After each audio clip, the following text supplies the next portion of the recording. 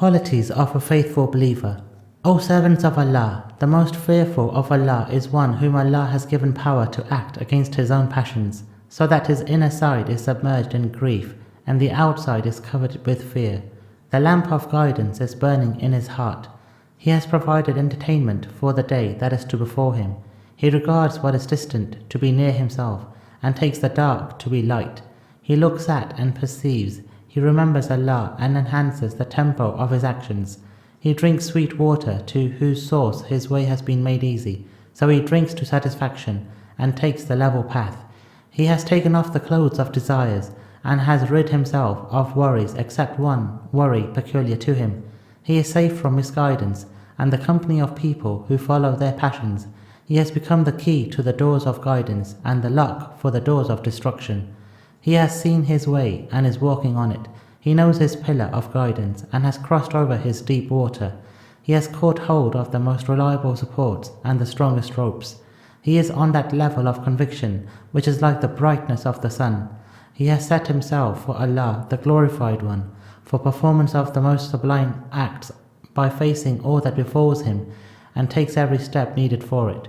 He is the lamp in darkness. He is the dispeller of all blindness, key to the obscure, remover of complexities and a guide in vast deserts. When he speaks, he makes himself understood, whereas when he remains silent, then it is safe to do so. He does everything only for Allah, and so Allah also makes him his own. Consequently, he is like the mines of his faith and a stump in his earth. He has enjoined upon himself to follow justice. The first step of his justice is the rejection of desires from his heart. He describes right and acts according to it. There is no good which he has not aimed at, nor any likely place of virtue of the Holy Quran. Therefore the Holy Quran is his guide and leader. He gets down when the Holy Quran puts down his weight, and he settles where the Holy Quran settles him down. Characteristics of an unfaithful believer. While the other kind of man is he who calls himself learned, but he is not so. He has gleaned ignorance from the ignorant, and misguidance from the misguided. He has set for the people a trap made of the ropes of deceit and untrue speech. He takes the Holy Quran according to his own views, and right after his passions. He makes people feel safe from big sins and takes light their serious crimes. He says that he is waiting for clarification of doubts, but he remains plunged, the rain, and that he keeps aloof from innovations, but actually he is immersed in them. His shape is that of a man, but his heart is that of a beast. He does not know the door of guidance to follow, nor the door of misguidance to keep aloof therefrom. These are the living dead bodies. About the descendants, Ithra, of the Holy Prophet.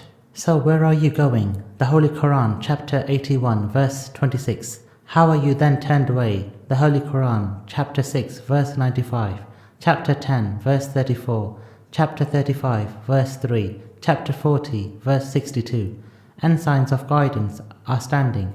Indications of virtue are clear, and the minarets of light have been fixed. Where are you being taken astray? And how are you groping while you have among you the descendants of the Prophet? They are the reins of right, ensigns of faith, and tongues of truth.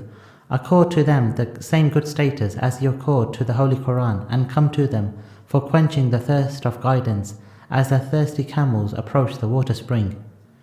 O people, take this saying of the last of the prophets, that he who dies from among us is not dead, and he who decays after dying from among us does not really decay. Do not say what you do not understand, because most of the right is in what you deny. Accept the argument of one against whom you have no argument. It is I. Did I not act before you on the greater thiqal, al-thiqal al-akbar, i.e. the Holy Quran, and did I not retain among you smaller thiqal, al-thiqal al-asghar, i.e. the descendants of the Prophet? I fixed among you the standard of faith, and I taught you the limits of lawful and unlawful. I clothed you with the garments of safety with my justice, and spread for you the carpet of virtue by my words and deeds. I showed you high manners through myself. Do not exercise your imagination about what the eye cannot see, or the mind cannot conceive. Part of the same sermon about Banu Umayyah.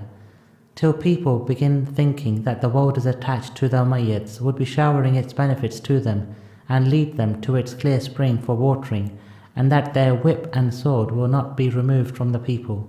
Whoever thinks which they would suck for a while, then vomit out the whole of it.